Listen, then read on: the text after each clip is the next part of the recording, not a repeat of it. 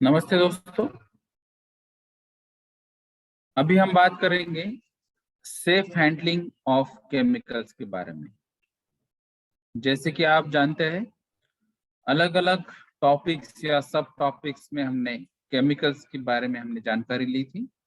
तो उसमें अलग अलग प्रॉपर्टीज या कुछ मेथड्स के बारे में भी जानकारी ली थी। तो जैसे कुछ केमिकल्स टॉक्सिक नेचर के होते हैं, कुछ पॉइजनस होते हैं, कुछ फायर प्रॉपर्टी यानी कि फ्लेमेबिलिटी के बारे में होते हैं, कुछ एक्सप्लोजिव नेचर के होते हैं। तो ऐसे बहुत सारी केमिकल की जो प्रॉपर्टीज है, जिसकी वजह से यहाँ पे हर एक कंपनी में जहाँ पे ये केमिकल्स हैंडल होते हैं, उनको ये प्रॉब्लम होता है। और ये एक हेडेक भी हो सकता है, जहाँ पे अगर ये केमिकल्स ज्यादा क्वांटिटी में और ये अगर हजार्डस या हाईली हजार्डस नेचर के होंगे, तो वहां पे ये प्रॉब्लम ज्यादा हो सकता है। तो इसीलिए आपको as a safety officer safety handling of chemicals के बारे में जानकारी लेना जरूरी है, क्योंकि आपको सबसे पहले है केमिकल्स की प्रॉपर्टीज, उसकी मटेरियल सेफ्टी डेटा शीट, उसकी डिटेल्स मालूम होने चाहिए, और फिर उसको सेफली हैंडल कैसे करते हैं उसके तरीके के बारे में जानकारी लेनी चाहिए। तो सबसे हम पहले जानते हैं कि जहां पर ये केमिकल्स यूज होते हैं, जिस कंपनीज में यूज होते हैं, चाहे वो केमिकल कंपनीज हो, केमिकल अलाइड कंपनीज हो, या और कोई इंजीनियरिंग इंडस्ट्रीज भी होगी, और लेकिन वहां पे अगर केमिकल की जरूरत हो, तो वहां पर भी आपको ये केमिकल्स रिसीव करना पड़ते हैं, स्टोरेज करना पड़ते हैं और हैंडल करना पड़ते हैं। तो इस केमिकल्स के लिए आपको कुछ जनरल गाइडलाइंस भी हो सकती है और कुछ स्पेसिफिक गाइडलाइंस भी दी जा सकती है। तो जैसे अगर आपका जो केमिकल है, चाहे वो सॉलिड स्टेट में, लिक्विड स्टेट में या गैसियस स्टेट में हो, तो ये कोई भी स्टेट में अगर होता है तो उसकी प्रॉपर्टीज जानना जरूरी है, क्योंकि कुछ केमिकल्स की सॉलिड में प्रॉपर्टी अलग हो सकती है, लिक्विड में अलग हो सकती है और गैसियस में अलग हो सकती है। जैसे कि आप जानते हैं कि नॉर्मली अगर कोई प्रॉपर्टी जो मेनली है वॉल्यूम या प्रेशर, या फिर अगर आप देखेंगे तो उसकी रिएक्टिविटी, तो ये सॉलिड की जगह लिक्विड में ज्यादा होगी, जगह गैसेस में ज्यादा होगी।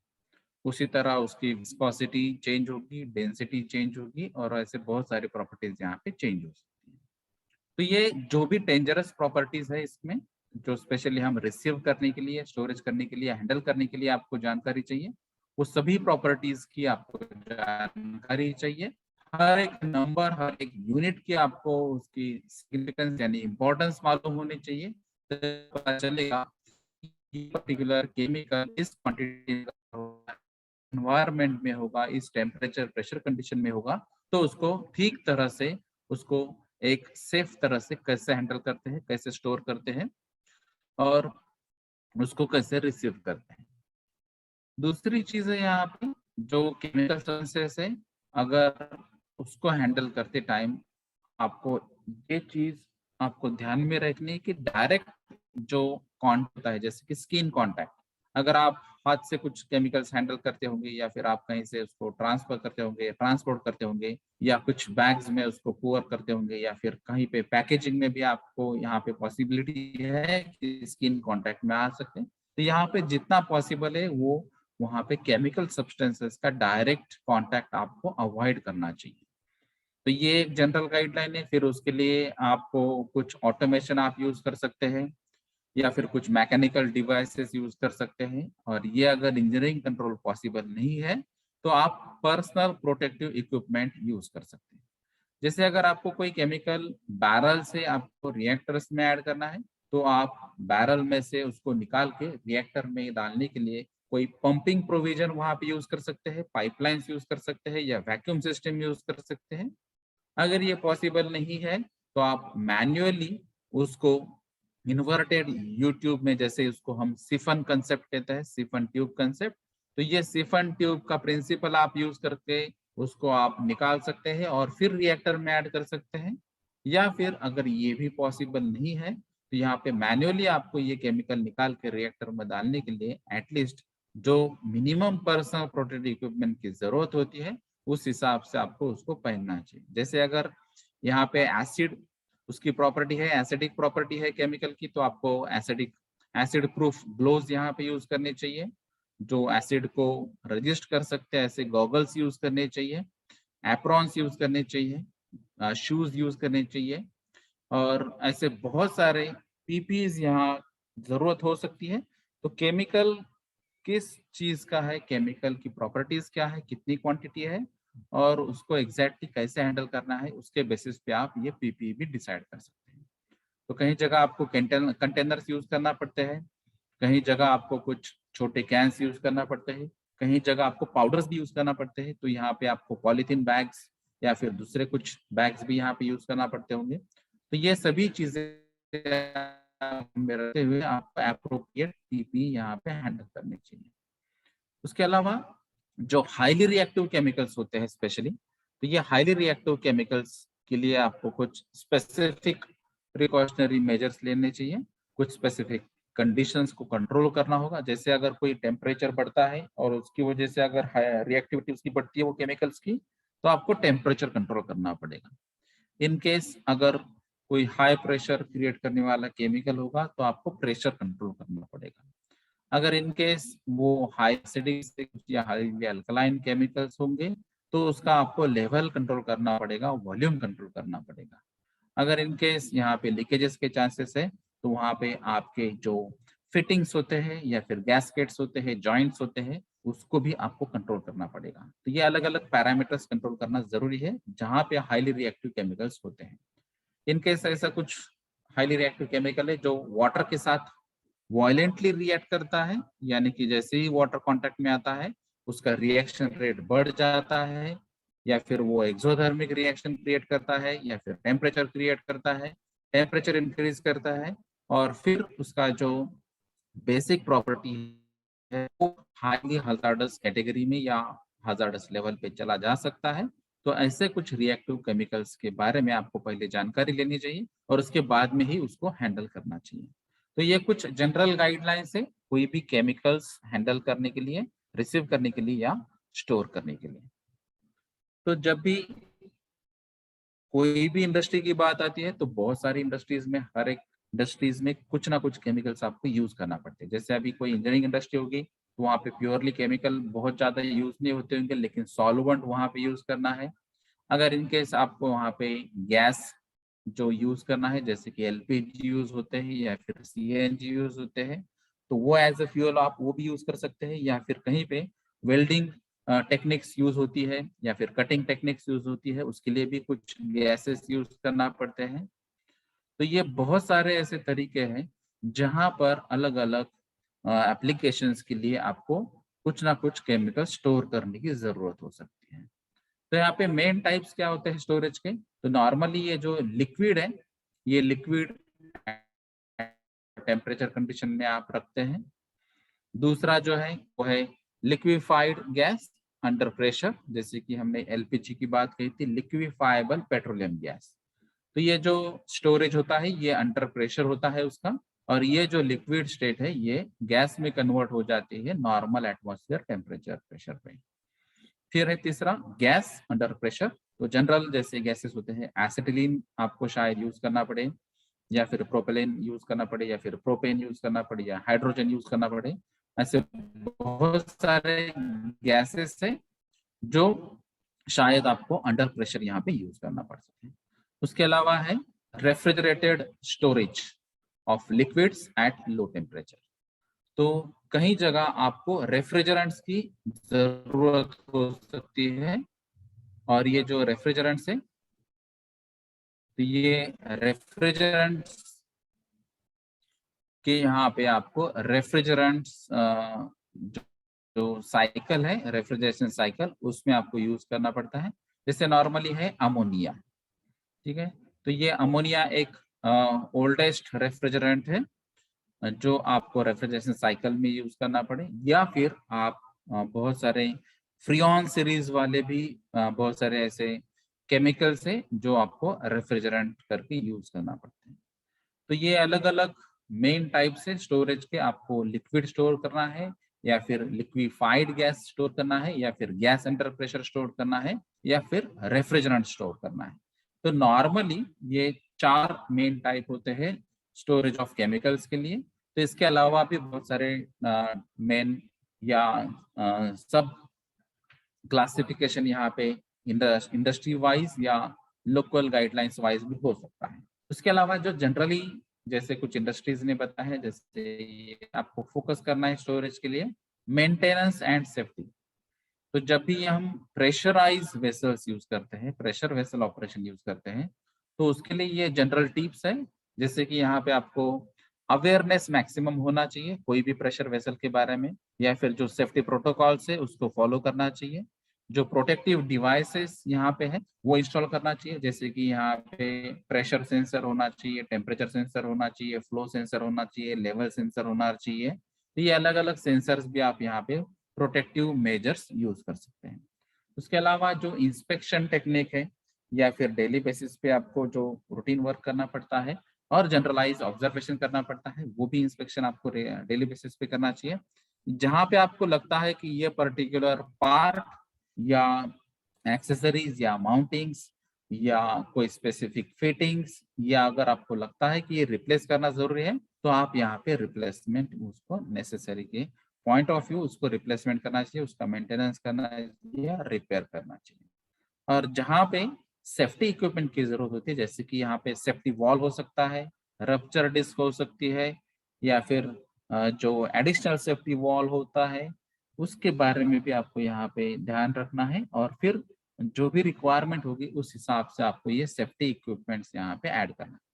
इनकेस आपको लगता है कि यहाँ पे प्रेशर की वजह से प्रॉब्लम होगा, तो प्रेशर हजार्ड कंसिडर करके आपको अलग अलग Ramsbottom safety valve, dead weight safety valve, lever safety valve जैसे यूज करना चाहिए। अगर आपको लगता है टेम्परेचर की वजह से यहाँ पे ये हजार्ड पॉसिबल है, तो आपको रप्चर डिस्क जैसी या फिर फ्यूजिबल प्लग जैसे इक्विपमेंट्स यूज करने चाहिए।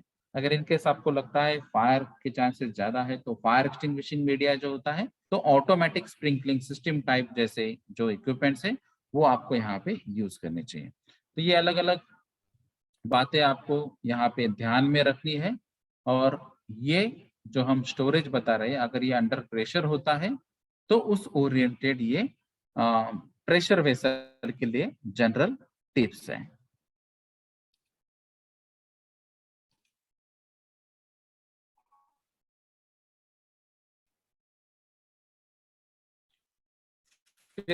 स्टोरेज वेसल्स के बारे में जो हमने अभी टाइप्स देखे हैं, उसमें कुछ जनरल टिप्स देखे, इसमें स्पेसिफिक सेफ्टी चाहिए। तो आपको भी केमिकल्स है उसको स्टोरेज करने के लिए आपको ये कुछ याद रखनी है, जैसे कि यहाँ पे स्टोरेज वेसल्स। तो ये वेसल्स के अंदर कौन सा केमिकल्स आपको लार्ज क्वांटिटी में स्टोर करना है, क्योंकि जो भी केमिकल्स की प्रॉपर्टीज होगी उसके बेसिस पे उसका क्वांटिटी या मैक्सिमम क्वांटिटी कितना स्टोर होना चाहिए, उसका मटेरियल ऑफ कंस्ट्रक्शन क्या होना चाहिए, वो जो स्टोरेज टैंक्स हम यूज करने वाले हैं वो रेक्टेंगुलर होना चाहिए या सिलेंड्रिकल होना चाहिए, या फिर वो हेमिस्फेयर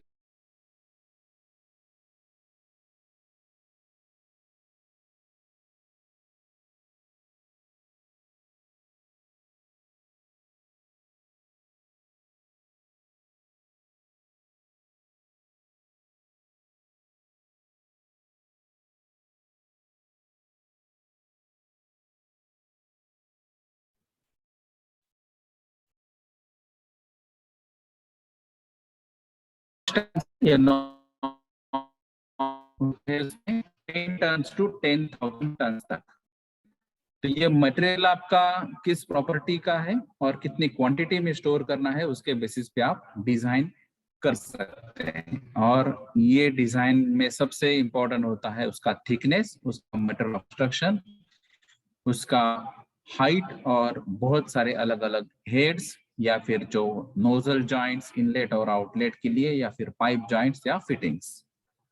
अगर हम स्पेशली केमिकल सेक्टर के ऑयल रिफाइनरीज या पेट्रोकेमिकल के बारे में या फिर फर्टिलाइजर प्लांट्स के बारे में अगर देखेंगे, तो ये प्लांट का जो स्टोरेज टैंक्स होते हैं, ये स्टोरेज टैंक्स की क्वांटिटी हायर साइड में होते हैं।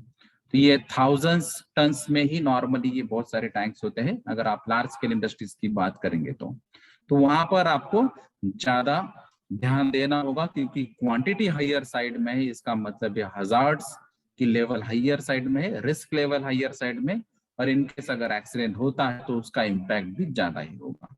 और इसीलिए अगर आप देखेंगे तो maximum oil refineries, petrochemical plants या फर्टिलाइजर जो है वो सिटी से या मेन एमआईडीसी एरिया से बहुत ज्यादा दूर होते हैं, जिसकी वजह से इनकेस अगर वहां पे कुछ इशू होता है तो उसका इम्पैक्ट आपके एमआईडीसी में या बाकी के जो प्लांट्स या जो रेसिडेंशियल एरियाज है उस पर होना नहीं चाहिए। इसीलिए बहुत सारे प्लांट्स ये आइसोलेटेड होते हैं और ये लीगल गाइडलाइंस भी इसमें दी गई है।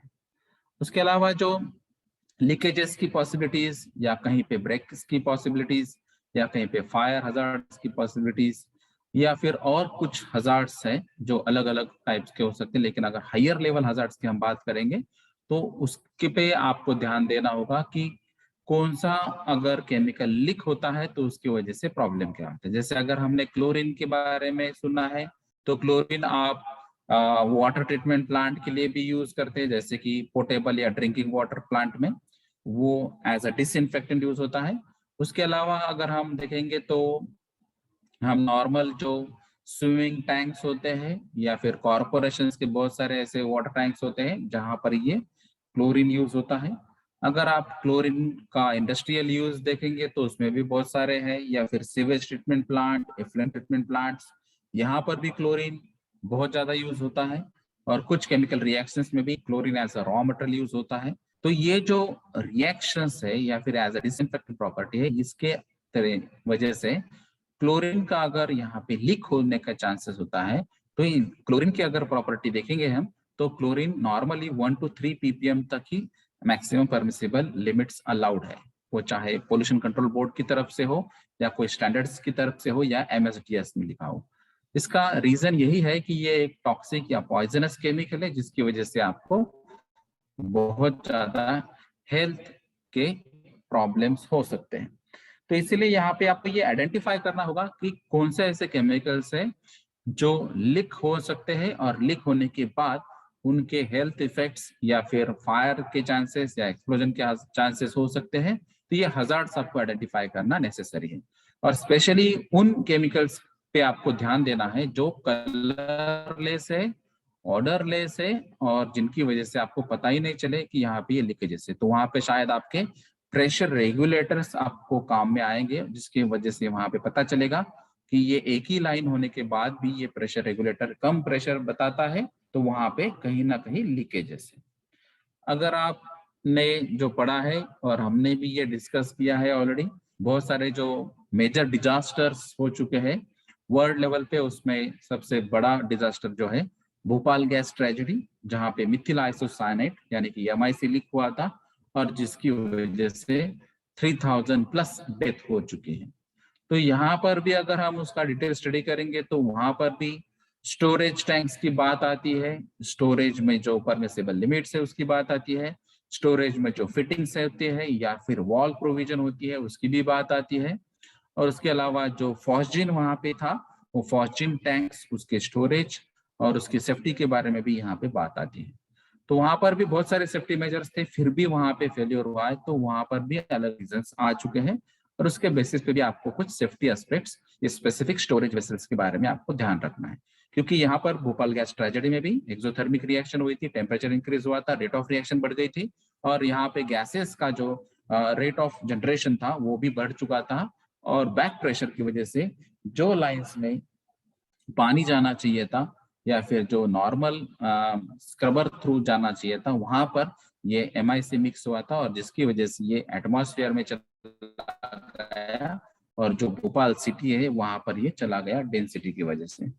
तो ये अगर आप देखेंगे तो हर एक बात यहाँ पे इंपॉर्टेंट है। तो यहाँ पे फायर, एक्सप्लोजन, गैस लीकेज, ये बहुत सारे ऐसे इश्यूज हो सकते हैं जो स्टोरेज वेसल्स या स्टोरेज टैंक्स थ्रू यहाँ पे जनरेट हो सकते हैं।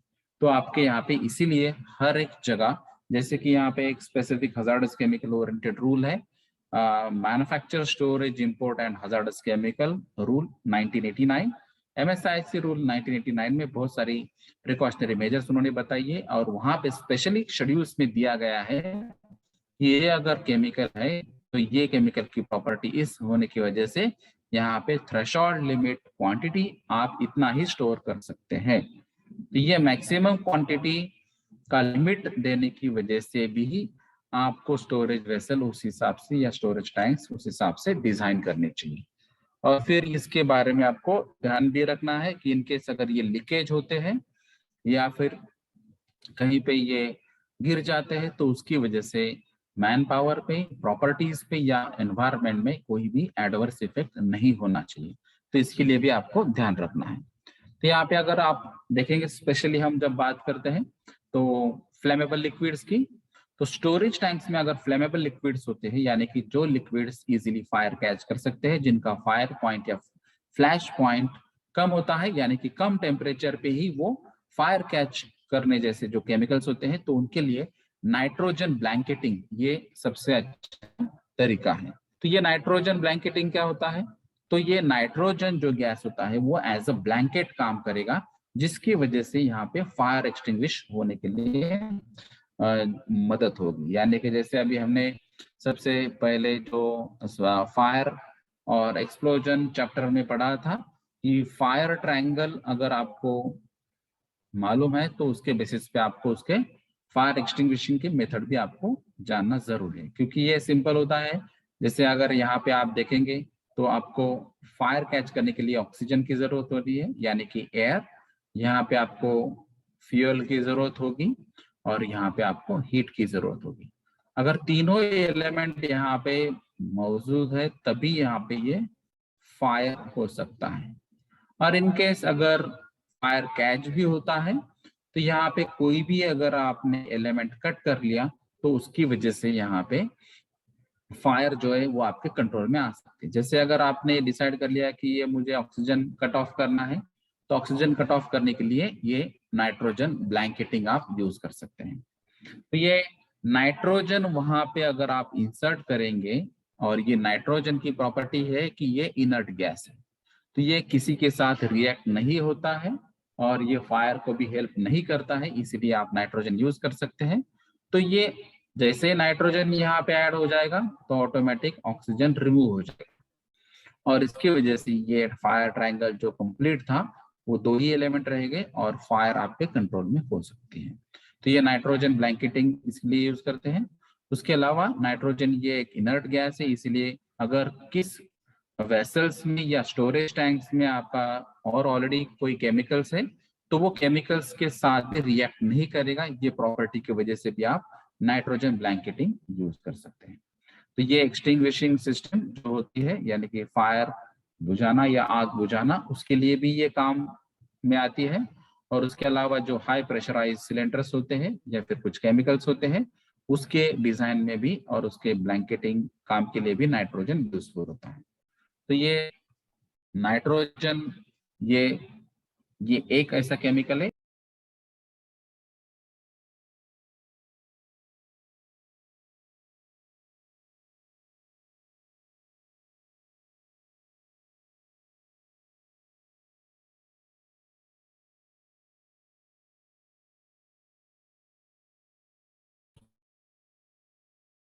तो नाइट्रोजन के अलावा यहाँ पे एर्गॉन या एर्गॉन नाइट्रोजन मिक्सचर या फिर एर्गॉन नाइट्रोजन और कार्बन डाइऑक्साइड मिक्सचर भी यहाँ पे यूज कर सकते हैं। तो ऐसे अलग अलग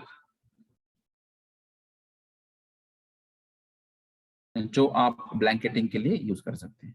इसका मेजर बेनिफिट यह है कि ये जैसे स्टोरेज टैंक में आप उसका ब्लैंकेटिंग के लिए इंसर्ट करेंगे नाइट्रोजन, तो वो फायर से है तो आपको प्रिवेंट करेगा ही। उसके अलावा जो डैमेजेस हो सकते हैं फायर की वजह से वो भी यहाँ पे प्रोबेबिलिटी कम हो जाएगी। और फिर यहाँ पे जो नाइट्रोजन इजीली अवेलेबल हो सकता है, क्योंकि नाइट्रोजन ये आप एयर से सेपरेट आउट कर सकते हैं और प्योर नाइट्रोजन आप यहाँ पे इंसर्ट कर सकते हैं, उसकी वजह से भी आप ये इजीली यहाँ पे इसको यूज कर सकते हैं। और ये एक पुराना सॉल्यूशन है, इसीलिए आप उस पर रिलाय भी हो सकते हैं। तो ये रिलायबल सॉल्यूशन में से एक है। तो इसीलिए नाइट्रोजन ब्लैंकेटिंग का स्टोरेज टैंक्स में जो लोडिंग होती है, अनलोडिंग होती है, उसके लिए बहुत ज्यादा इंपॉर्टेंट है। तो ये कुछ अलग बेनिफिट्स हैं नाइट्रोजन ब्लैंकेटिंग के। जैसे अभी हमने बताया कि ये लो स्टोरेज स्पेस में भी यूटिलाइज हो सकता है। मैक्सिमम प्रेशर उसका 26 बार है, जो कांस्टेंट डिस्चार्ज पे आप कंटिन्यू कर सकते हैं। जैसे हमने कहा कि लोडिंग अनलोडिंग एक्टिविटीज में अगर आपने नाइट्रोजन ब्लैंकेटिंग किया है तो फायर के चांसेस कम हो जाते हैं। जो कांस्टेंट डायनामिक मॉनिटरिंग आप कर सकते हैं इसमें, यानी कि नाइट्रोजन कितना इंसर्ट हुआ है, फिर बाकी के केमिकल्स कितने लोड हो चुके हैं, अनलोड हो चुके हैं, या फिर उसका लेवल कितना है, प्रेशर कितना है, टेम्परेचर कितना है, ये सभी चीजें आप इजीली मॉनिटर कर सकते हैं। उसके अलावा इसकी जो एबिलिटी है, जो आप पर्टिकुलर क्वांटिटी में अगर इतना ही नाइट्रोजन आप यूज करेंगे तो आपके जो केमिकल्स हैं उसका स्टोरेज आप इजीली कर पाएंगे विदाउट एनी हजार्ड। और जो पाइप साइज है वो भी कम पाइप साइज में भी इसका नाइट्रोजन का आप काम कर सकते हैं। उसके अलावा जो हाइड्रोस्टैटिक रिक्वायरमेंट है उसकी, तो ये 10 ईयर टेस्टिंग की रिक्वायरमेंट है, यानी कि आप 10 साल के बाद या 10 साल के अंदर ये आप हाइड्रोस्टैटिक टेस्ट कर सकते हैं, उसका प्रेशर टेस्ट कर सकते हैं। और उसकी जो कॉस्टिंग है, ये कॉस्टिंग भी यहाँ पे कम कर सकते हैं। और ओवरऑल कॉस्ट इसके अगर देखेंगे नाइट्रोजन ब्लैंकेटिंग प्रोसीजर की, बाकी के कंपैरिजन में ये सबसे कम है।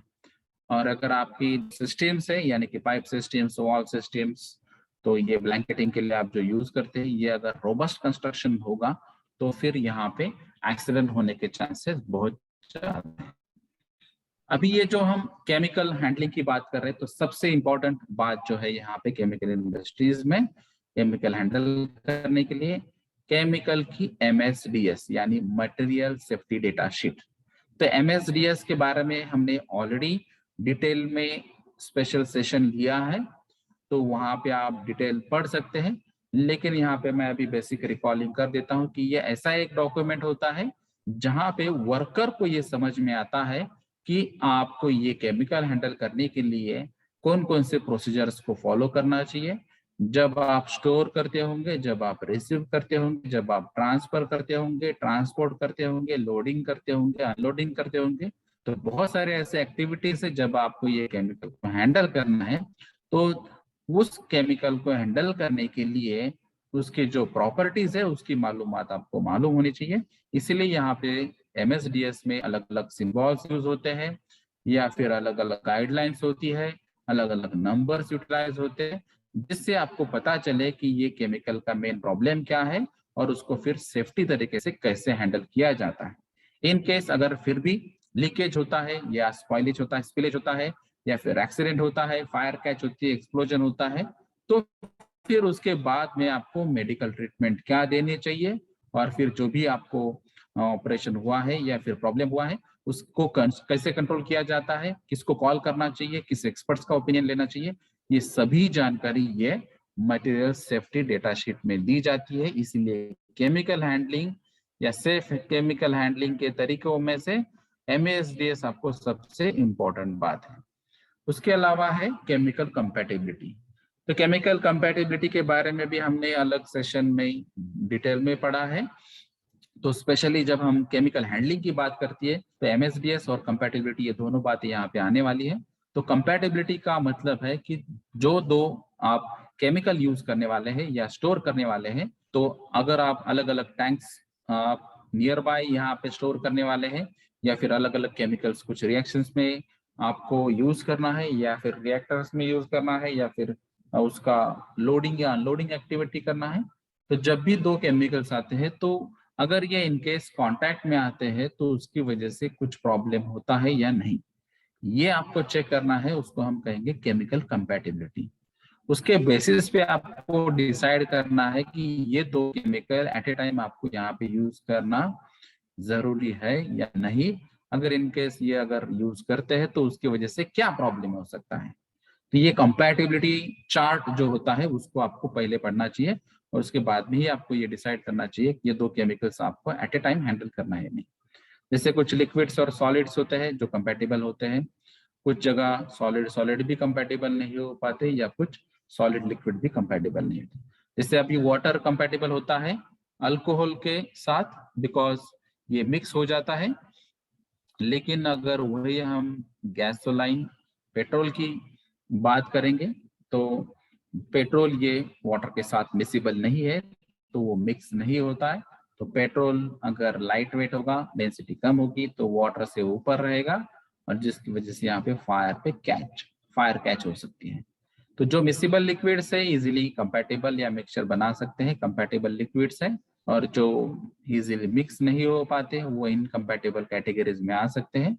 या फिर कुछ केमिकल्स ऐसे होते हैं जो दोनों केमिकल जब आते हैं साथ में या कांटेक्ट में आते हैं तो उसकी वजह से कुछ अलग ही रिएक्शन हो सकती है। जैसे अभी हमने इसके पहले पढ़ा था कि सोडियम ये एक मेटल है और वाटर ये एक दूसरा केमिकल है, तो सोडियम वाटर के साथ हाईली रिएक्टिव प्रॉपर्टी बताता है, हाईली रिएक्टिव रिएक्शंस बताता है, एक्सोथर्मिक रिएक्शन बताता है, टेम्परेचर बढ़ा देता है। तो ये इनकम्पैटिबल मटेरियल्स है। तो इसलिए आपको सोडियम और केरोसिन, अब जब हम देखेंगे तो केरोसिन में आप सोडियम स्टोर कर सकते हैं क्योंकि सोडियम केरोसिन के साथ कंपैटिबल है। तो ये बहुत सारी ऐसे अलग प्रॉपर्टीज है, मिसिबिलिटी उसमें से एक प्रॉपर्टी है, एक्सोथर्मिक रिएक्शन की एक प्रॉपर्टी आपको चेक करना है, या फिर उसमें एसिडिटी है या अल्कलिनिटी है, या फिर ऐसे बहुत सारी केमिकल्स की प्रॉपर्टीज आपको यहाँ पे चेक करना है। जैसे यहाँ पे कुछ एग्जाम्पल है जो है टोल्यून। तो टोल्यून रिएक्ट होता है वायलेंटली विथ एसिड्स, प्लास्टिक्स और रबर। तो जब भी आपको टोल्यून स्टोर करना है तो ये एसिडिक सब्सटेंसेस या प्लास्टिक मटेरियल या रबर मटेरियल में आप ये स्टोर नहीं कर पाते, तो इसके लिए आपको अलग से मटेरियल यूज करना पड़ेगा जो कंपैटिबल है। अभी अगर हम इनकम्पैटिबल मटेरियल की बात कर रहे हैं तो वहां पे fire hazard, explosion hazard, toxicity या वायलेंट रिएक्शंस या पॉलीमराइजेशन प्रोसेस या डिस्ट्रक्शन, ऐसे बहुत सारे यहाँ प्रॉपर्टीज ये आ सकते हैं जिनकी वजह से बहुत हो सकता है। तो इसीलिए आपको ये हर प्रॉपर्टीज के बारे में, हर कंपैटिबिलिटी के जो क्राइटेरिया है उसके बारे में और कंपैटिबिलिटी चार्ट के बारे में पहले पढ़ना होगा, स्टोरेज, रिसीविंग या हैंडल करने के पहले। अभी जब हम स्पेशली हजार्डस केमिकल्स हैंडल करते हैं, ट्रांसपोर्ट करते हैं, तो उसके लिए भी आपको कुछ बातें ध्यान में रखनी होगी। जैसे यहाँ पे हजार्डस केमिकल के ओरिएंटेड जब एक्सीडेंट होते हैं तो उसमें मेनली कैटास्ट्रॉफिक कॉन्सिक्वेंस होता है, यानी कि बहुत बड़ा इम्पैक्ट हो सकता है, बहुत बड़ा एक्सीडेंट हो सकता है जिसकी वजह से फैटलिटी या बहुत हायर लेवल पे प्रॉपर्टी डैमेजेस होने के चांसेस हो जाते हैं। क्योंकि इसमें जब भी हजार्डस केमिकल के एक्सीडेंट के बारे में बात हो जाती है ट्रांसपोर्ट करते टाइम, तो उसमें फायर के चांसेस, एक्सप्लोजन के चांसेस और टॉक्सिक रिलीज के चांसेस सबसे ज्यादा होते हैं। तो ये हजार्डस केमिकल जब आप ट्रांसपोर्ट करते हैं, आप with in the company transport करो, कहीं पे आप अलग अलग एरियाज में ट्रांसफर करो, हर जगह आपको ये पोटेंशियल रिस्क के बारे में ध्यान रखना है कि इस केमिकल की वजह से यहाँ पे क्या प्रॉब्लम हो सकता है, या फिर इस क्वांटिटी में इस केमिकल की वजह से क्या प्रॉब्लम हो सकता है, या फिर ये केमिकल अगर लीक होता है तो क्या प्रॉब्लम हो सकता है, ये केमिकल ने अगर फायर कैच कर ली तो क्या प्रॉब्लम हो सकता है, या फिर इसका एक्सप्लोजन हुआ तो क्या प्रॉब्लम हो सकता है। तो इसका जो पोटेंशियल रिस्क हम बोलते हैं, तो वो पोटेंशियल उसका आपको जानना है और उसके बाद में ही फिर उस ट्रांसपोर्ट के लिए आपको कुछ सेफ्टी गाइडलाइन ये करते टाइम आपको वो कंटेनर्स पे या जो ट्रांसपोर्ट के जो व्हीकल्स होंगे उस पे आपको कुछ मार्किंग, कुछ लेबलिंग बनानी होगी, क्योंकि वो मार्किंग और लेबलिंग वो आपको हर एक वर्कर को या हर एक पर्सन को जानकारी देगी कि इसमें कौन सा हजार्डस केमिकल्स हमने स्टोर किया है, ये कहाँ पे जा रहा है, और इनकेस अगर फायर कैच होती है, एक्सप्लोजन होता है, एक्सीडेंट होता है, लीकेज होता है, तो फिर आपको क्या करना चाहिए as a third person, as a driver, as a safety person. तो ये भी जानकारी ये आपके व्हीकल पे जो इजीली ट्रांसपोर्ट करता है उसके पास होगी, और उसके साथ उसके कुछ डॉक्यूमेंट्स भी होंगे, जो जैसे अगर हम देखते हैं ट्रांसपोर्ट इमरजेंसी कार्ड यानी कि ट्रेम कार्ड, तो ये ट्रेम कार्ड भी यहाँ पे होगा। ट्रेम कार्ड में बहुत सारी जानकारी होगी और वो जानकारी के बेसिस पे भी आप ये जो हजार्डस मटेरियल है वो सेफ्टी तरीके से हैंडल कर सकते हैं।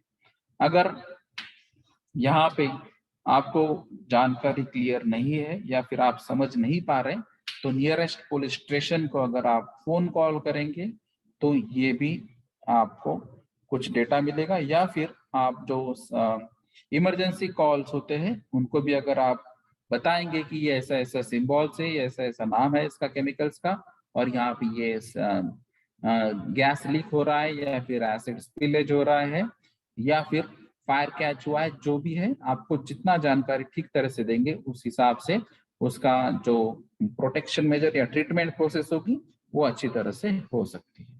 तो ये हजार्डस मटेरियल ट्रांसपोर्ट करने के लिए कुछ जनरल गाइडलाइंस है। तो जैसे ये एग्जांपल्स बताया है कि अगर ऑक्सीडाइजर है, ये येलो डायमंड यहाँ पे हो सकता है, फ्लेम का सिंबल हो सकता है, सर्कल हो सकता है और वहां पे लिखा होगा 5.1। तो ये नॉर्मली यूएन क्लासिफिकेशन जो हमने पढ़ा था, ये यूएन क्लासिफिकेशन में बहुत सारे जो अलग अलग कैटेगरीज हमने देखी थी, तो वो कैटेगरीज के हिसाब से आपको यहाँ पे ये नंबर्स अगर मालूम होंगे तो वो नंबर्स के बेसिस पे भी आपको ये पता चलेगा कि ये एग्जैक्ट केमिकल्स कौन सा है। तो यूनाइटेड नेशंस के 9 क्लासेस थे और उसमें कुछ क्लासेस के सब क्लासेस भी है, जैसे कि यहाँ पे ये 5 क्लास है और इसमें से सब क्लास 5.1 एज ऑक्सीडाइजर है। फिर ये है एक्सप्लोसिव का सिंबल, यानी कि ये अगर डायमंड वहां पे होगा तो इसका मतलब है यहाँ पे एक्सप्लोसिव केमिकल्स है, ये फर्स्ट कैटेगरी वाला। और यहाँ पे ये फ्लेमेबल लिक्विड है थर्ड कैटेगरी वाला, या फिर डेंजरस लिक्विड है व्हेन वेट, यानी कि ये वाटर के साथ रिएक्ट नहीं होना चाहिए, इनके फायर कैच होता है तो यहाँ पे एक्सटिंग्विशिंग मीडिया आपको वाटर अवॉइड करना है। तो वाटर की जगह यहाँ पे फोम या पाउडर अगर होगी तो वो सुटेबल होगी। या फिर ये फ्लेमेबल सॉलिड्स का सिंबल है फोर्थ कैटेगरी का, या फिर जो रेडियो एक्टिव सब्सटेंसेस रहते हैं या केमिकल्स होते हैं, जैसे कि यूरेनियम होगा या फिर थोरियम होगा, या फिर ऐसे कुछ रेडियो एक्टिव सब्सटेंसेस जो आपको मेडिकल ट्रीटमेंट्स के लिए या फिर nuclear research and development activities के लिए या कुछ एक्सपेरिमेंटेशन के लिए चाहिए होते हैं, तो वो कंटेंट्स भी यहाँ पे हो सकते हैं। तो उसके लिए ये फैन टाइप सिंबल है, जिससे ये पता चलता है कि इसमें रेडियो एक्टिव सब्सटेंसेस है। तो रेडिएशन ये एक मेजर हजार्ड होगा जो आपके हेल्थ पे इम्पैक्ट कर सकता है। और फिर कुछ स्पॉन्टेनियस केमिकल्स भी होते हैं जो कंबस्टिबल टाइप ऑफ होते हैं, तो ये फोर्थ टाइप में, और इसमें जो डायमंड है वो हाफ व्हाइट और हाफ रेड में हो सकता है।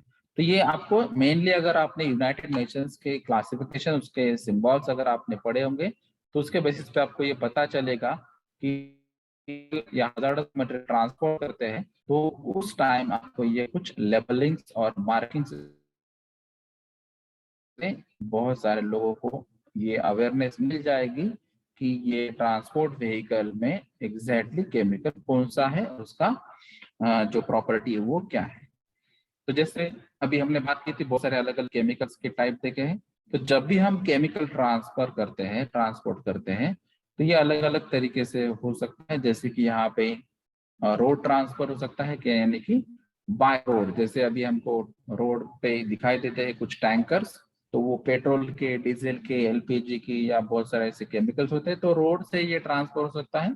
या फिर बाय रेल, जहां पे आपको क्वांटिटी बहुत हाइयर साइड में है और डिस्टेंस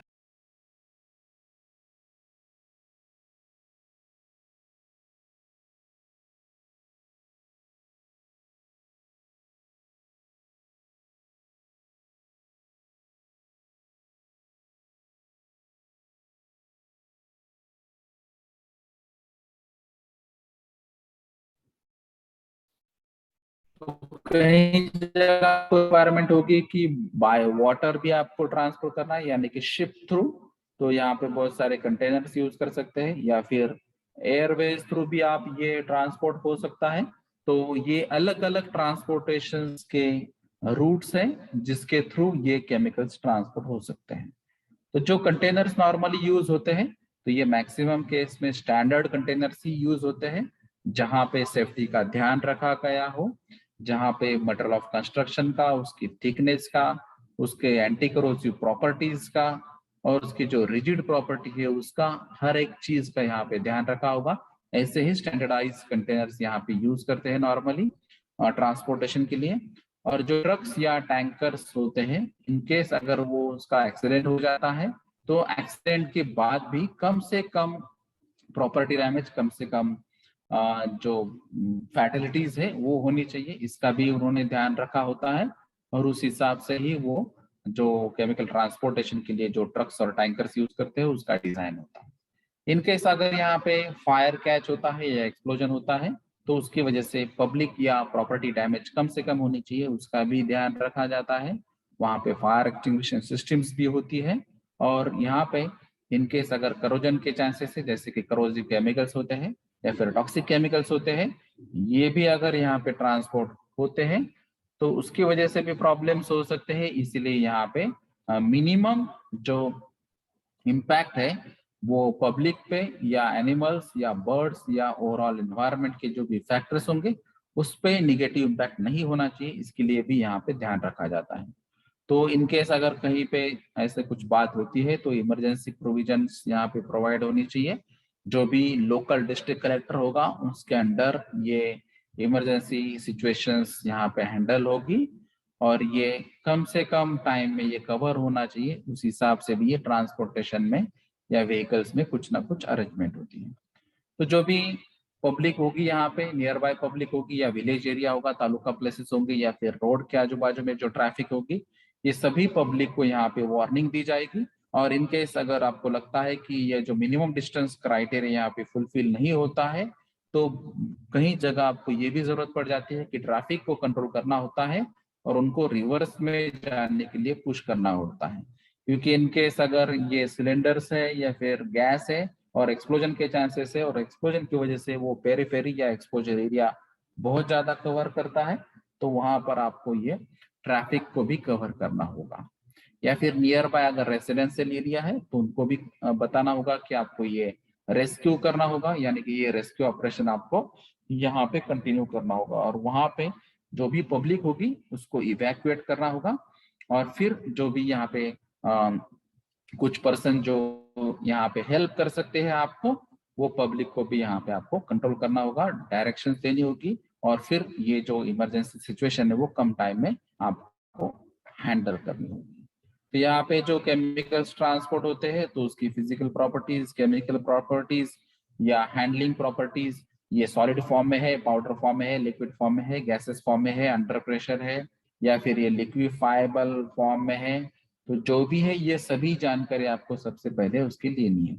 इसका पैकिंग फॉर्म क्या है, ये कंटेनर फॉर्म में है या फिर कैन फॉर्म में है या फिर कुछ और फॉर्म में है, इसको भी आपको ध्यान में रखना है। और फिर उसके बाद में ही आपको ये जो प्रोटेक्शन या ट्रीटमेंट है उसका आपको यहाँ पे इमरजेंसी सिचुएशन कैसे हैंडल करते हैं उसके बारे में आपको सोचना होगा। फिर ये जो केमिकल्स है ये एग्जैक्टली किस मोड से जाता है और ये मोड ऑफ ट्रांसफर के बेसिस पे भी पैकेजिंग अलग अलग हो सकती है। जैसे अगर लिक्विड स्टेट है तो अगर आप बाय रोड से ट्रांसपोर्ट कर रहे हैं उसमें तो यहाँ पे स्पीड ब्रेकर्स या कहीं पे अगर रास्ते खराब है उसकी वजह से भी प्रॉब्लम हो सकते हैं। तो ऐसी जगह आपको ध्यान में रखना होगा कि ये किस सॉलिड, लिक्विड या गैसेस फेज में आपको इसको पैक करना है और कंटेनर्स में पैक करना है या कैंस में पैक करना है या डबल कोटिंग में पैक करना है या रेफ्रिजरेशन सिस्टम्स यहाँ पे आपको अप्लाई करनी है। क्योंकि कुछ केमिकल्स ऐसे होते हैं कि उनको अंडर सब एटमॉस्फेरिक टेम्परेचर पे ही रखना होता है, तो इसलिए आपको रेफ्रिजरेशन सिस्टम्स भी यहाँ पे लगानी होगी। तो ये कुछ टैंकर्स के लिए भी प्रोविजन होती है। तो ये बहुत सारी बातें आपको सेफ ट्रांसपोर्टेशन के टाइम में आपको याद रखनी होगी। तो ये कुछ एग्जांपल्स है जो अभी हमने बताए थे कि ऑक्सीडाइजर्स के लिए या फिर फ्लेमेबल प्रॉपर्टी, एक्सप्लोसिव प्रॉपर्टी या फिर करोसिव प्रॉपर्टीज या टॉक्सिसिटी प्रॉपर्टीज या कुछ सब्सटेंसेस कार्सिनोजन भी होते हैं जिनकी वजह से कैंसर हो सकता है। कुछ इरिटेंट्स भी होते हैं जिसकी वजह से आई इरिटेशन, स्किन इरिटेशन हो सकता है। या फिर कुछ केमिकल्स ऐसे होते हैं जो एनवायरनमेंट को भी डैमेज कर सकते हैं जिनकी वजह से सॉइल पोल्यूशन, सॉइल फर्टिलिटी पे प्रॉब्लम हो सकता है या फिर एयर पोल्यूशन भी हायर साइड में हो सकता है। अगर इनकेस ये वाटर बॉडीज में ऐड होता है तो एक्वेटिक एनिमल्स की भी फर्टिलिटीज हो सकती है। तो ऐसे जो भी इश्यूज होंगे तो ये सिंबल्स और उसके जो लेबलिंग्स है उसके बेसिस पे भी आपको ये समझ में आना चाहिए और उसके बेसिस पे आपकी रिएक्शन वहां पे डिसाइड होनी चाहिए। कुछ केमिकल्स ऐसे होते हैं जो हजार्डस रिएक्शन के बाद प्रोड्यूस होते हैं, तो वहां पर भी आपको स्पेसिफिक ध्यान देना है। तो स्पेशली जो ऐसे प्रोडक्ट आपको हैंडल करने हैं तो वो एग्जैक्ट प्रोसेस क्या है, कौन से वर्कर्स उसको हैंडल कर रहे हैं और वहाँ पे एनवायरनमेंट क्या है, तो जो एक्सपीरियंस होल्डर्स होंगे, जिन लोगों को ऑलरेडी ट्रेनिंग दी गई है कि ये प्रोडक्ट को कैसे हैंडल करते हैं, ये हजार्डस रिएक्शन को कैसे हैंडल करते हैं, इसमें अलग अलग पैरामीटर्स क्या है, और इन केस ये लीकेज हो जाता है, फायर कैच होता है, एक्सप्लोजन होता है, तो आपको क्या करना चाहिए। तो इसलिए आपको ये भी ध्यान यहाँ पे रखना है कि अगर आपकी रिएक्शन को आपको हैंडल करना है तो उसके जो अलग अलग केमिकल्स है उसकी प्रॉपर्टीज को जानकारी चाहिए। जैसे कि यहाँ पे अल्कोहल के साथ रिएक्ट होता है और जिसकी वजह से यहाँ पे अल्किल हाइपोक्लोराइड ये केमिकल, यहाँ पर क्लोरीन है और अल्कोहल है, ये अगर दोनों मिक्स हो जाते हैं तो उनकी वजह से एक्सप्लोजन के चांसेस बढ़ जाते हैं। कुछ टॉक्सिक फ्यूम्स जनरेट हो सकते हैं स्क्रबर में, जैसे कि स्क्रबर सिस्टम यानी कि एब्जॉर्बन सिस्टम। तो एब्जॉर्प्शन में नॉर्मली हम एसिड जो होते हैं वो एसिडिक फ्यूम्स यहाँ पे एब्जॉर्ब कर लेते हैं, तो यहाँ पर चांसेस है कि टॉक्सिक फ्यूम्स यहाँ पे जनरेट हो सकते हैं। या फिर ऐसे कुछ अलग अलग प्रोसीजर्स हम यूज करते हैं जहाँ पे वेपर्स भी क्रिएट होते हैं, या फिर कुछ मोर वोलेटाइल कंपोनेंट्स भी जनरेट होते हैं और जिनकी वजह से यहाँ पे फायर होने की या एक्सप्लोजन होने के चांसेस बढ़ जाते हैं। तो ऐसे जब हम केमिकल्स यूज होते हैं जहाँ पे फ्यूम्स, वेपर्स या एमवीसी या जनरेट हो सकते हैं, तो वहां पे आपको नाइट्रोजन ब्लैंकेटिंग या इनर्ट गैसेस की ब्लैंकेटिंग, जो अभी हमने देखा था कि आप एरोन यूज कर सकते हैं या फिर एर्गोन नाइट्रोजन मिक्स कर सकते हैं या फिर एर्गोन नाइट्रोजन और कार्बन डाइऑक्साइड सिस्टम यूज कर सकते हैं। तो ये अलग अलग तरीके आप यहाँ पे ब्लैंकेटिंग के लिए यूज कर सकते हैं जहाँ पे इनर्ट गैस की जरूरत होती है। फिर उसके अलावा जो अर्थिंग और बॉन्डिंग की प्रोविजंस होती है जहाँ पे ये वेसल्स यूज होते हैं, तो जब भी अनलोडिंग करेंगे आप या लोडिंग करेंगे तो यहाँ पे स्पार्क होने के चांसेस होते हैं, क्योंकि यहाँ पे स्टैटिक चार्ज जनरेट होने के चांसेस होते हैं। तो इसीलिए आपको यहाँ पे अर्थिंग बॉन्डिंग भी ठीक तरह से ध्यान रखना होगा। उसके अलावा कुछ प्रोडक्ट्स होते हैं जो हाईली पॉइजनस नेचर के हो सकते हैं, जैसे कि यहाँ पे साइनाइड से सोडियम साइनाइड होगा, हाइड्रोजन साइनाइड, तो ऐसे कुछ केमिकल्स हैं जो हाईली पॉइजनस कैटेगरीज में आते हैं।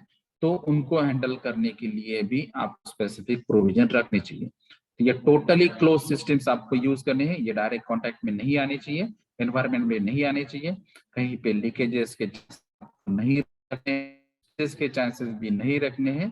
तो ये हाईली पॉइजनस प्रोडक्ट्स आते हैं, कुछ रिएक्शन से प्रोड्यूस होते हैं, तो उस पर भी आपको ध्यान रखना है।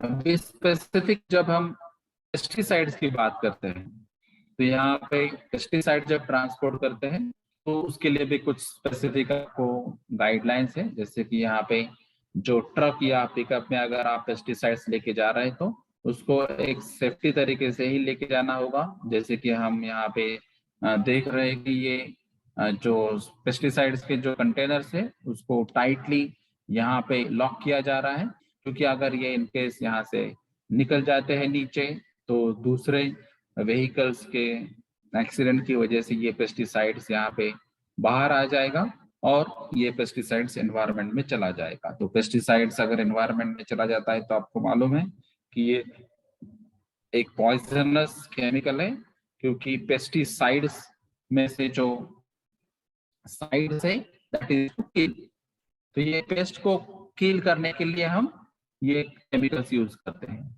ये पेस्ट को किल करने के लिए हम ये केमिकल्स यूज करते हैं जिसको हम साइड्स बोलते हैं। तो अगर इसका परसेंटेज ज्यादा होता है, कॉन्सेंट्रेशन अगर ज्यादा होता है, तो इसका इफेक्ट बर्ड्स पे भी होता है, एनिमल्स पर भी होता है और जो पर्सन है उन पर भी होता है। तो ये सभी लोगों के लिए प्रॉब्लमेटिक है और इसीलिए पेस्टिसाइड को ट्रांसपोर्ट करने टाइम आपको ठीक से यहाँ पे ध्यान देना होगा। तो यहाँ पे ये जब पेस्टिसाइड्स आप ट्रांसपोर्ट करते होंगे तो कोई भी पैसेंजर यहाँ पे नहीं रखना चाहिए, ये पैसेंजर का कंपार्टमेंट नहीं होना चाहिए, क्योंकि पेस्टिसाइड्स की प्रॉपर्टीज जो है जिसकी वजह से यहाँ पे पर्सन्स पे डायरेक्ट हेल्थ इंपैक्ट हो सकता है। तो ये जो नॉन पोरस ट्रक बेड्स होते हैं वही यूज करना चाहिए, यानी कि यहाँ पे अगर इनकेस लीकेज हो जाता है तो जिसकी वजह से वो स्पिल हो जाएगा और वो शायद लिक्विड पेस्टिसाइड्स नीचे चला जाएगा और उसका कंटामिनेशन के चांसेस बढ़ जाते हैं, और कंटामिनेशन की वजह से आपके हेल्थ के जो इश्यूज है उसकी प्रोबेबिलिटी भी बढ़ जाएगी। तो ये जो ट्रक्स होते हैं या फिर पिकअप होते हैं जो हम पेस्टिसाइड ट्रांसपोर्ट के लिए यूज करते हैं, तो ये अच्छे ऑपरेटिंग कंडीशंस में होने चाहिए। और ये सभी जो कंटेनर्स हैं ये जब हम शिफ्ट करते हैं तो ये लोड शिफ्ट यहाँ पे प्रिवेंट होना चाहिए। तो ये एट ए टाइम आपको लोड नहीं करना है, तो 1 बाय 1 जितनी कैपेसिटी हो सकती है उतना ही आपको करना है, और फिर आप ये सेफ्टी तरीके से उसको इजिली ट्रांसपोर्ट कर सकते हैं। तो सेफ हैंडलिंग ऑफ केमिकल्स में पेस्टिसाइड एक स्पेसिफिक था, एक्सप्लोजिव था, हजार्डस केमिकल्स था या हजार्डस मटेरियल्स भी थे। अभी हम जो ये अलग अलग केमिकल्स की बात कर रहे हैं या फिर अलग अलग लेबलिंग प्रोसीजर्स की मार्किंग की बात कर रहे हैं, तो उसमें अभी हमने जो बताया था कि उसमें यूएन क्लासिफिकेशन के बारे में आपको सबसे अच्छी जानकारी चाहिए, और इनकेस आप यूएन क्लासिफिकेशन जानते हैं तो फिर उसमें से अलग अलग जो पैरामीटर्स होते हैं उसकी भी आपको यहाँ पे जानकारी होगी। जैसे यहाँ पे कहीं जगह यूएन नंबर यूज किया जाता है, कहीं जगह एडीआर नंबर यूज किया जाता है, कहीं जगह कैश नंबर भी यूज किया जाता है। तो यहाँ पे यूएन नंबर जब यूज किया जाता है तो ये एक्सप्लोजिव कैटेगरी या गैस कॉम्प्रेस्ड या लिक्विफाइड स्टेट है या डिजोल्व अंडर प्रेशर है या फिर डीपली रिक्लेमेबल लिक्विड फ्राइगेट्स है या फिर फ्लेमेबल सॉलिड्स है या ऑक्सीडाइजिंग सब्सटेंस है या ऑर्गेनाइक पेरोक्साइड से या फिर पॉइजनस कैटेगरी है या इन्फेक्शन सब्सटेंस है, रेडियोएक्टिव सब्सटेंस है या करोसिव सब्सटेंस है।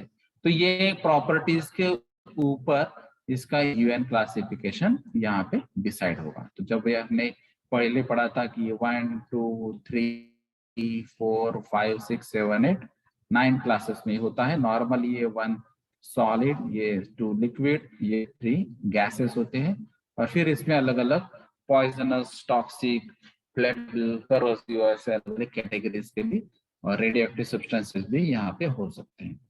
उसके अलावा अगर एडीआर नंबर अगर हम यूज करते हैं तो इसमें भी बहुत सारी ये प्रॉपर्टीज यहाँ पे ध्यान रखिए, जिसमें एमिशंस गैस का कितना होता है, या अंडर प्रेशर होता है, केमिकल रिएक्शन एग्जैक्टली क्या है, या फिर जो लिक्विड्स है जो वेपर्स में जब कन्वर्ट होते हैं तो उसमें फ्लेमेबिलिटी की कंडीशन आती है, या फिर ऑलरेडी गैसेस जो फ्लेमेबल है या फिर ऑक्सीडाइजर है या फिर टॉक्सिक नेचर के या करोजिव नेचर के हैं या स्पॉन्टेनियस वॉलेंट रिएक्शन करने वाले अगर कुछ केमिकल्स होते हैं तो उसके हिसाब से उनको नंबर दिया गया है। और ये नंबर्स भी आप ये व्हीकल ट्रांसपोर्टेशन के लिए, पैकेजिंग लेबलिंग के लिए अलग अलग आप यूज कर सकते हैं। और उसके अलावा जो हमने कैश नंबर की बात की यानी कि केमिकल एब्स्ट्रैक्ट सर्विस नंबर, ये इंटरनेशनली एक्सेप्टेड कैश नंबर होता है, जिसका अगर आपको नंबर बताया गया तो उसके बेसिस पे एक ही केमिकल की आपकी ओवरऑल प्रॉपर्टी आपको पता चलेगी, उसमें कोई कंफ्यूजन नहीं होगा। तो ये अभी तक हमने बात की थी जब केमिकल्स हम ट्रांसफर करते हैं, ट्रांसपोर्ट करते हैं एक एरिया से दूसरे एरिया में। अगर आपके केमिकल कंपनी में ही आपको केमिकल ट्रांसपोर्ट करने हैं तो वो ट्रांसफर करने में सबसे जो मेन मीडिया होता है वो होती है पाइपलाइन। तो ये पाइपलाइन थ्रू ही आपको बहुत सारे केमिकल्स ट्रांसफर करने होते हैं। इनकेस अगर आपका एरिया लार्ज होगा तो वहां पर भी पाइपलाइन के लिए आउटसाइड के लिए भी आप पाइपलाइन कनेक्ट कर सकते हैं और वहां पर भी केमिकल ट्रांसपोर्ट होते हैं। जैसे कि अगर आप देखेंगे तो बहुत सारे अभी सिटीज में गैस पाइपलाइन होती है। तो गैस पाइपलाइन क्या होती है कि एक जगह से गैस प्रिपेयर हो रहा है और वो अलग अलग सिटीज में या सिटीज के अलग अलग एरियाज में वो ट्रांसफर हो रहा है। तो ये भी केमिकल हैंडलिंग का एक तरीका है जो अंडरग्राउंड गैस पाइपलाइन हम यहाँ पे यूज कर रहे हैं। उसके अलावा अगर आपको एक केमिकल जो स्टोरेज टैंक्स होते हैं या फिर टैंक फर्म्स होते हैं वहां से रॉ मटेरियल आपको रिएक्टर में भेजना है, उसके बाद में वो प्रोसेस होगा, उसका प्रोडक्ट बनेगा और प्रोडक्ट भी वापस आपको कोई दूसरे स्टोरेज टैंक में भेजना है और वहां से अनलोडिंग करना है। तो ये भी क्राइटेरिया केमिकल ट्रांसफर का है जो विद इन द कंपनी होता है पाइपलाइन थ्रू। तो pipeline through transfer of chemical जो है इनसाइड भी हो सकता है और आउटसाइड भी हो सकता है। तो जैसे कि आज की डेट में भी बहुत सारी गवर्नमेंट्स ये इंसिस्ट कर रही है कि आपको मैक्सिमम जगह गैस पाइपलाइन का कनेक्शन दे पाओ और उसकी वजह से आपका जो ट्रांसपोर्ट का जो कॉस्टिंग है वो कॉस्ट मिनिमाइज हो जाए। तो पाइपलाइन के बारे में जब हम नॉर्मली बात करेंगे केमिकल और केमिकल अलाइन इंडस्ट्रीज में, तो सबसे इंपॉर्टेंट पाइपलाइन ट्रांसफर होता है पेट्रोलियम इंडस्ट्रीज में। तो पेट्रोलियम इंडस्ट्रीज या रिफाइनरीज की जब बात आती है या oil and natural gas companies की जब बात आती है, तो उसमें सबसे इंपॉर्टेंट रेफरेंस जो होता है वो होता है OISD स्टैंडर्ड। तो ये ऑयल इंडस्ट्रीज के लिए जो स्पेशल स्टैंडर्ड्स होते हैं वो स्टैंडर्ड्स आपको यूज करना चाहिए, और फिर OISD स्टैंडर्ड के बेसिस पे ही ऑयल रिफाइनरीज या पेट्रोलियम इंडस्ट्रीज में उनको अलाउ किया जाता है कि ये केमिकल्स कितने फ्लो रेट में, कितनी क्वांटिटी में आपको ये ट्रांसफर करने के लिए परमिशन दे। जैसे यहाँ पे कुछ स्पेसिफिक रिक्वायरमेंट बताई गई थी, जैसे रूल नंबर 88 में बताया गया है या फिर रूल नंबर 89 में बताया है कि आपको चीफ कंट्रोलर से आपको परमिशंस लेनी होगी कुछ पाइपलाइंस के लिए, स्पेसिफिक स्टैंडर्ड्स के लिए। जैसे यहाँ पे एक स्टैंडर्ड दिया गया है 141, या फिर ये स्टैंडर्ड्स के बारे में अगर आपको देखना है तो यहाँ पे स्पेसिफिक स्टील के बारे में कहा गया है, तो कौन सा स्टील आपको यूज करना चाहिए। और ये इनकेस अगर थर्मल एक्सपांशन प्रॉब्लम आते हैं, टेम्परेचर इंक्रीज होता है, उसकी वजह से वो मेटल एक्सपांड होता है या कॉन्ट्रैक्ट होता है, या फिर जो एक्सेसिव स्ट्रेसेस आते हैं तो वो कहाँ जाते हैं, तो उसके लिए वहां पे रिलीफ वॉल लगाना जरूरी है, वहां पे प्रेशर लिमिटिंग स्टेशंस लगाना जरूरी है, ऑटोमेटिक शटडाउन इक्विपमेंट वहां पे रखना जरूरी है 10% के बाद। और ये सब चीजें जो है ये रूल नंबर्स में और स्टैंडर्ड्स में बताई गई। अगर ये आइसोलेशन की वॉल्स है तो ये अलग अलग लोकेशंस पे कहाँ पे लगाना चाहिए, इसके बारे में जानकारी रूल नंबर 890 में दी गई है। जो लाइंग क्राइटेरिया होता है तो वहां पे वो रूल नंबर 91 में डिटेल्स दिए गए हैं। जो प्रोटेक्शन अगेंस्ट करोजन की बात कही जाती है, करोजिव केमिकल्स भी होते हैं तो करोजन का प्रॉब्लम होता है, तो करोजन का प्रोटेक्शन कैसे किया जाता है उसके लिए 92 रूल है। हाइड्रोलिक टेस्ट है जो normally 1.1 times design internal pressure पे होती है, तो वो अगर 24 आवर्स के लिए आपको मेंटेन करना है, और वो 12 मंथ्स इंटरवल पे नॉर्मली होता है, यानी कि ईयरली आपको हाइड्रोलिक टेस्ट करना जरूरी है पाइपलाइन में OISD स्टैंडर्ड के हिसाब से। ये रूल नंबर 93 में डिटेलिंग किया है। शटडाउन प्रोसीजर जो है वो रूल नंबर 94 में दी गई है, जो स्पेशली पाइपलाइन पेट्रोलिंग के लिए या कम्युनिकेशन फैसिलिटीज के लिए या फ्रीक्वेंट इंटरवल्स के लिए यहाँ पे बताई गई है। ये जो है ये स्पेसिफिक बात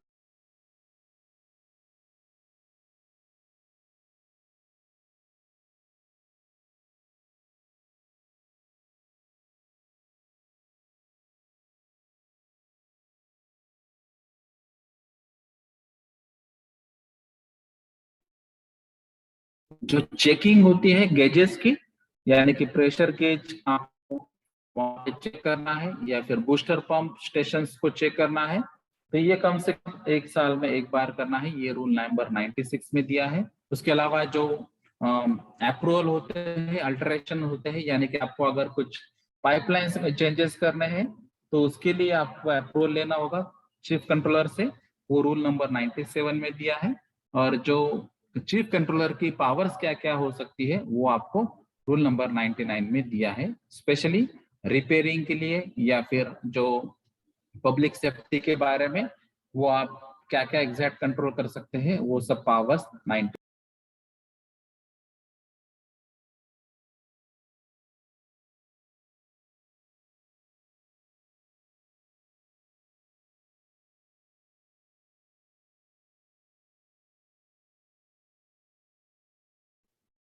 तो ये इसके ओरिएंटेड जो है वो रूल नंबर 100 में दिया गया है। तो अगर हम पाइपलाइन ट्रांसफर की बात करेंगे, transfer of chemical through pipelines की बात करेंगे विद इन इनसाइड और आउटसाइड द कंपनी, तो उसमें OISD स्टैंडर्ड ये सबसे अच्छा स्टैंडर्ड है। उसके अलावा भी आप अलग स्टैंडर्ड्स या रूल्स एंड रेगुलेशंस फॉलो कर सकते हैं। अभी हमने बात की थी स्पेशली करोजन के बारे में, क्योंकि जब भी हम पाइपलाइन की बात कर रहे हैं तो पाइपलाइन में जो भी केमिकल ट्रांसपोर्ट होते हैं उसमें सबसे ज्यादा केमिकल्स ऐसे होते हैं जो करोजन या करोसिव प्रॉपर्टीज के होते हैं।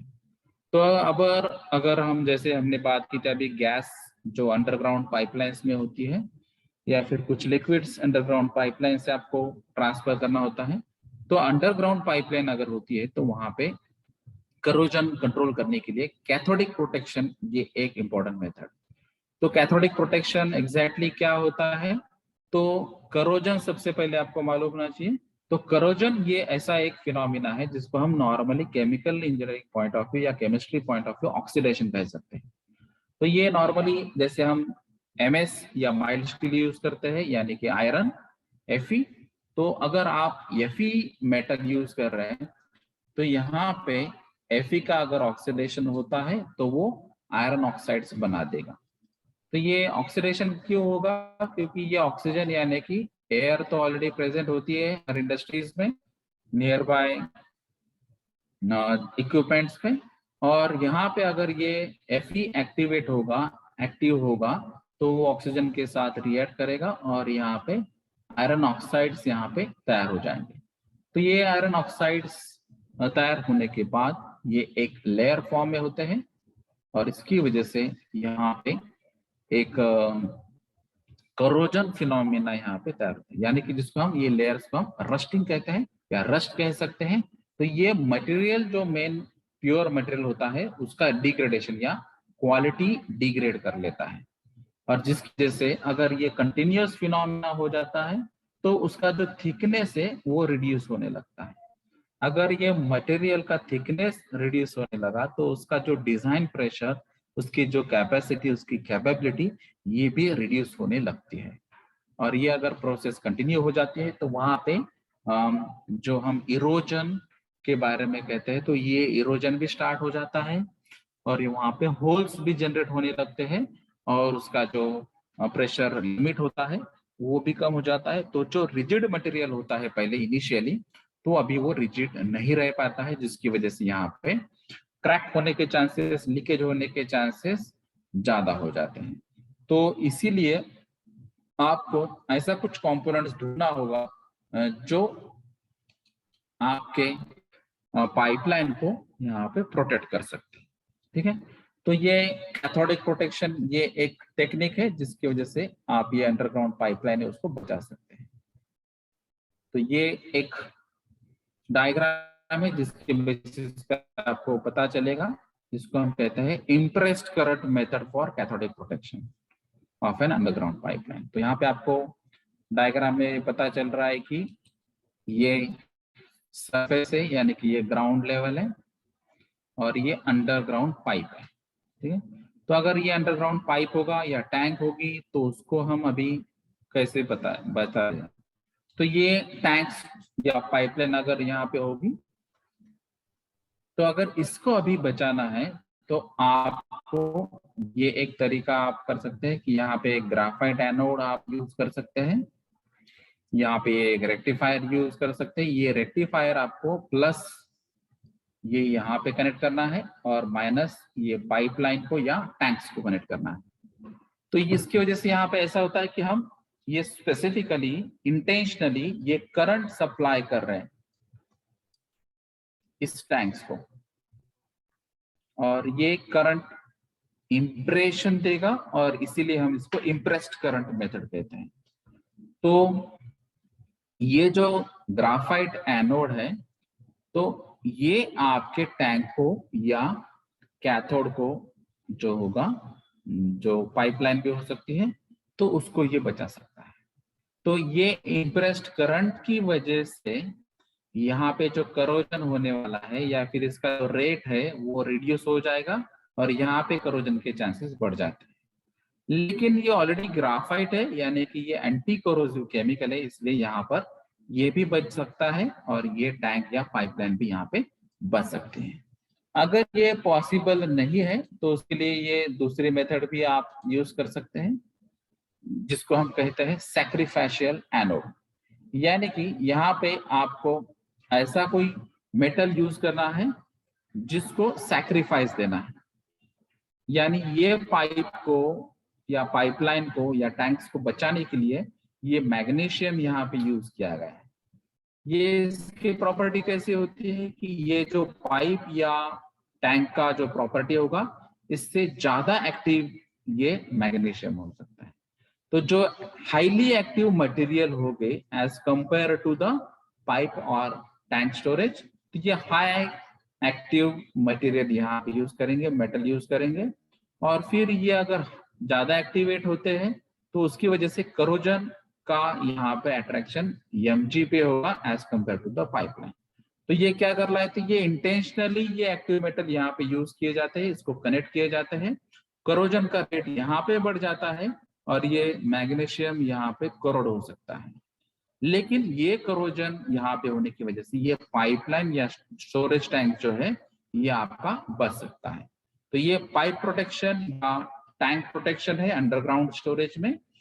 और ये हम एक्टिव मेटल का सैक्रिफाइस दे रहे हैं, हम इसको सैक्रिफाइस नोड और ये कैथोड।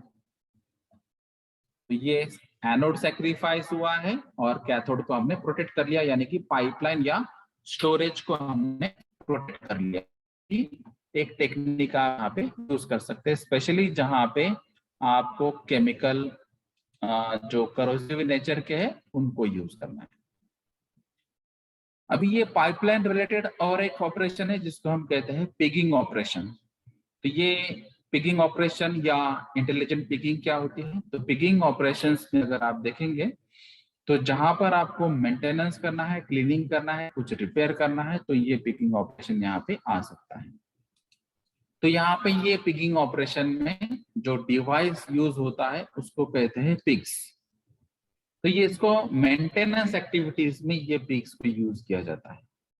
तो इसको नॉर्मली कैसे यूज किया जाता है, जैसे अगर यहाँ पे ये आपकी पाइपलाइन है, तो पाइपलाइन में ये पिग्स को ये शेप एंड साइज ऐसा रखा जाता है कि ये जो पिग होता है तो ये पिग ये पाइप के डायमीटर से थोड़ा सा कम होगा और ये यहाँ से एंड तक ये फ्लो होगा और बाहर निकलेगा। तो थ्रू आउट द पाइपलाइन जब आप इसको पास करेंगे तो ऑटोमेटिकली पाइप में जो भी इम्प्योरिटीज होगी, जो भी केमिकल कंटामिनेशन होगी, उसका क्लीनिंग हो जाएगा। तो ये एक मेंटेनेंस ऑपरेशन है या फिर क्लीनिंग ऑपरेशन है, जहां पर पाइपलाइन में से कुछ डिवाइस यूज होता है जिसको हम पिक्स कहते हैं, और ये पिक यहाँ से पुश करके उसको पास किया जाता है और सेकंड एंड में पाइपलाइन के बाहर निकाला जाता है। और जो इंसर्ट करते हैं ये पिक्स को, उसको कहते हैं पिक लॉन्चर। तो यहाँ पर ये जैसे अभी हमने बताए थे कि नॉर्मल डायमीटर जो होगा थोड़ा सा रिड्यूस करके उसको हम पास करेंगे, नॉर्मल उसको पास होना है, ओवरऑल डायमीटर को उसको क्लीन करना है, इंटरनल एरिया को क्लीन करना है, कंटामिनेशन को क्लियर करना है, जो भी इम्प्योरिटीज फॉरेन मटेरियल्स होंगे उसको भी उसको क्लीन करना है। तो यहाँ पर अभी पाइपलाइन डायमीटर कितनी है, पाइपलाइन की लेंथ कितनी है, फिर उस हिसाब से वो पिक की साइज डिसाइड होगी और फिर पिक को ड्राइव करने के लिए जो पिक लॉन्चर होंगे वो इस हिसाब से डिजाइन होंगे और फिर उसको जो ड्राइविंग फोर्स लगेगी और फिर उसके बाद में एंडिंग को जब वो रिसीव हो जाता है यानी कि यहाँ पे, तो यहाँ पे पिक कैचर यूज होती है यानी कि रिसीविंग स्टेशन। तो इसको ये यहाँ पे जब करेंगे लॉन्च तो ये पिक लॉन्चर हो गया और जहां पे इसको कैच करेंगे तो ये पिक कैचर हो गया यानी कि रिसीविंग। तो ये पर्टिकुलर प्रोडक्ट को आपको फोर्सफुली एक एंड से दूसरे एंड तक पाइप थ्रू पास करना है और आपकी क्लीनिंग एक्टिविटी या मेंटेनेंस ऑपरेशन आपको कंप्लीट करना है, जिसको कहेंगे हम पिकिंग ऑपरेशन। ये नॉर्मली केमिकल और केमिकल अलाइड इंडस्ट्रीज में पाया जाता है पाइपलाइन ओरिएंटेड। अभी जो हम पाइपिंग की बात कर रहे हैं तो उसको इंस्टॉल करने के लिए कुछ फैक्टर्स का ध्यान रखना होगा। जैसे यहाँ पे इंस्टॉलेशन के पहले अगर आपको देखना है तो मटेरियल ऑफ कंस्ट्रक्शन, यानी कि आप माइल्ड स्टील यूज कर रहे हैं, स्टेनलेस स्टील यूज कर रहे हैं, SS301 या 304, 314, ये अलग अलग स्टेनलेस स्टील्स के भी कैटेगरीज होती है, सब कैटेगरीज होते हैं, या फिर आप कॉम्पोजिट्स यूज कर रहे हैं या फिर प्लास्टिक्स यूज कर रहे हैं, जो भी मटेरियल आपको यूज करना है तो ये मटेरियल ऑफ कंस्ट्रक्शन इंपॉर्टेंट है। तो प्रॉपर्टीज क्या है केमिकल्स की, उस हिसाब से आपका MOC यहाँ पे डिसाइड होगा। फिर है डिजाइन और जो लेआउट्स है, तो डिजाइन और लेआउट भी आपको फाइनलाइज करने पड़ेंगे। फिर जो आपके सपोर्ट सिस्टम है या फिर जो क्लैंप्स है, वेल्डिंग के कुछ सिस्टम्स है या फिर मेथड्स है, फ्लेंज जॉइंट्स है, पैकिंग सिस्टम्स या गैस्केट्स है, वॉल्स है, अदर फिटिंग्स है, या आपको सबसे अच्छा अप्रोच क्या हो सकता है ये पर्टिकुलर इंस्टॉलेशन के लिए या फिर प्लेटफॉर्म के लिए। टेस्टिंग अलग अलग क्या हो सकती है उसमें, जैसे वाटर नॉर्मल टेस्ट हम यूज करते हैं, या न्यूमेटिक टेस्ट यूज करते हैं, या हाइड्रोलिक टेस्ट यूज कर सकते हैं, और फिर उसका मेंटेनेंस पॉसिबिलिटी क्या है। तो ये बहुत सारे पैरामीटर्स है जिसके बेसिस पे पाइपिंग इंस्टॉलेशन डिसाइड होता है। जैसे यहाँ पे मटेरियल ऑफ कंस्ट्रक्शन किस बेसिस पे सेलेक्ट होता है, तो corrosive nature, toxic nature, flammable nature, या अलग अलग प्रॉपर्टीज के बेसिस पे हो सकता है, या फिर जो क्वांटिटी हम यूज करने वाले हैं तो उसमें वेट, फ्लो रेट या प्रेशर कितना हो सकता है, या फिर टेम्परेचर कितना होगा, विस्कोसिटी कितनी होगी, उसका कलर क्या होगा, एक्सपांशन क्या हो सकता है, उसके बेसिस पे हम मटेरियल ऑफ कंस्ट्रक्शन डिसाइड करेंगे। उसके अलावा जो है वो है थिकनेस ऑफ पाइप। ये सबसे इंपॉर्टेंट है, जो इंजीनियरिंग में नॉर्मली थिकनेस ऑफ पाइप पे ही फॉर्मूला होता है और उसके बेसिस पे ही डिजाइन क्राइटेरिया सिखाया जाता है। तो फिर उसके जो पाइप की थिकनेस, उसकी क्वालिटी, उसका वेल्डिंग पैटर्न, फ्लेंजिंग एक्सेट्रा यहाँ पे सिखाया जाएगा। और ये अगर केमिकल एक्सट्रीमली हजार्डस केमिकल्स है या फिर पाइप्स उसमें से जो पास होने वाले हैं उसके ये केमिकल हजार्डस बेसिस पे उसकी टेस्टिंग प्रोसीजर या उसकी जो इंटरग्रेनुलर करोजन्स या सर्टिफिकेशन, ये सब डिसाइड होगा। फिर उसके जो इंसुलेशंस होते हैं, ये इंसुलेशन भी आपको अप्लाई करोगे अगर आपके यहाँ पे ये जो पाइपलाइंस में से अगर हीट सब्सटेंस या हॉट सब्सटेंसेस पास होते होंगे तो यहाँ पे आपको थर्मल इंसुलेशन प्रोवाइड करने हैं। जैसे कि अगर ये पाइपलाइन यहाँ से पास हो रही है, ये हॉट सब्सटेंसेस यहाँ पे पास होते हैं, तो आपको यहाँ पे एक पर्टिकुलर लेयर ऑफ इंसुलेशन यहाँ पे प्रोवाइड करनी होगी। तो इसमें भी बहुत सारे टेक्निकल कंसेप्ट है, जैसे कि यहाँ पे thickness of insulation, critical radius of insulation etcetera. उसके अलग अलग प्रोविजंस भी है, जैसे थर्मल कंडक्टिविटी मेन पैरामीटर होता है, उसका जो कॉस्ट होता है वो कॉस्ट के बेसिस पे भी ये डिसाइड होता है, जिसको हम क्रिटिकल रेडियस ऑफ थिकनेस कहते हैं। और उसके अलावा जो डायरेक्ट कॉस्टिंग, इनडायरेक्ट कॉस्टिंग या इनिशियल कॉस्टिंग, ऑपरेटिंग कॉस्टिंग, ऐसे बहुत सारे पैरामीटर्स भी ये इंसुलेशन प्रोवाइड किए जाते हैं। तो ये इंसुलेशन एग्जैक्टली आपको ग्लास वूल यूज करना है, थर्मोकॉल्स यूज करने हैं, या फिर और कोई वुलन मटेरियल यूज करना है, तो ये आपके प्रोसेस पे, आपके पाइपलाइंस पे, आपके कॉस्टिंग पे ये सब डिपेंड होगा। फिर ट्रेसिंग, जैसे कि कॉन्टैक्ट ट्यूबिंग हो सकता है या फिर हीट सप्लाइंग मटेरियल क्या है, उसके बेसिस पे भी ये अलग अलग मटेरियल्स भी की प्रोविजन आपको यहाँ पे करना है। तो पाइप इंस्टॉलेशन करने के पहले बहुत सारे क्राइटेरियाज आपको पहले स्टडी करने हैं और उसके बाद में ही ये पाइप इंस्टॉल करने हैं आपके केमिकल या अलाइड केमिकल इंडस्ट्रीज में। तो ये केमिकल, जब आप केमिकल या अलाइड केमिकल इंडस्ट्रीज में हैंडल करते हैं तो इसके लिए ये बहुत सारी प्रिकॉशनरी मेजर्स आपको यहाँ पे